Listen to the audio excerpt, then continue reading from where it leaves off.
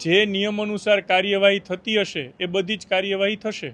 એટલે વિપક્ષને કદાચ એમની સમજણ બહાર હતું કે બોર્ડ શાંતિથી આવી રીતે ચર્ચા થશે, એમને પણ પૂરતી તક આપી હતી, પરંતુ ક્યાંક ને ક્યાંક એમને સસ્તી પબ્લિસિટી માટે થઈને આવો પ્રયત્ન કર્યો હશે।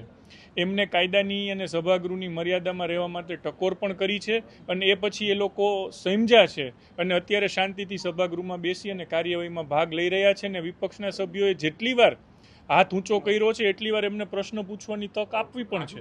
એટલે જે મેં ફરીથી કહું છું કે જે પ્રશ્ન કે સમસ્યા કોર્પોરેટર દ્વારા રજૂ કરવામાં આવી છે એ તંત્રના ધ્યાનમાં પણ સ્પષ્ટપણે આવી ગઈ છે, કારણ કે આ જનરલ બોર્ડના માધ્યમથી રજૂ કરવામાં આવી છે। કોર્પોરેશનનું સૌથી સશક્ત સત્તા ધરાવતું બોર્ડ એ જનરલ બોર્ડ છે અને આના માધ્યમથી આવેલી દરેક રજૂઆતો એને તંત્ર ગંભીરતાથી જ લેશે।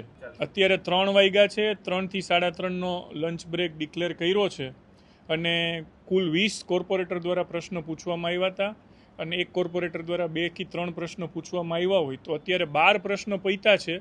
બાકીના 8 કોર્પોરેટરના તમે એવરેજ 2 પ્રશ્ન કે 3 પ્રશ્ન ગણો તો 20 થી 24 પ્રશ્નો હજી પેન્ડિંગ છે અને કોર્પોરેટરની જિજ્ઞાસા વૃત્તિ અને તંત્રની એલર્ટનેસ કેટલો સરસ અને કેવો જવાબ આપે છે એના ઉપર જનરલ બોર્ડની કોઈ સમય મર્યાદા નથી ક્યાં સુધી ચાલશે, પરંતુ જ્યાં સુધી ચાલે ત્યાં સુધી લોકોના પ્રશ્નોની સ્વસ્થ ચર્ચા થાય અને એના ઉકેલની દિશામાં કામગીરી થાય એ જોવાની જવાબદારી છે। અમારી પાર્ટી અને ગુજરાત સરકાર દ્વારા લોકોના હિત માટે જનરલ બોર્ડ કેવી રીતે ચલાવવું એની જે એમની સાથે ચર્ચા થઈ છે ને એમના માર્ગદર્શન મુજબ જનરલ બોર્ડ ચલાવી રહ્યા છીએ અને આપ જોઈ રહ્યા છો કે લોકોના હિત માટેની જે કંઈ જરૂરી સ્ટેપ છે અમે લઈ રહ્યા છીએ।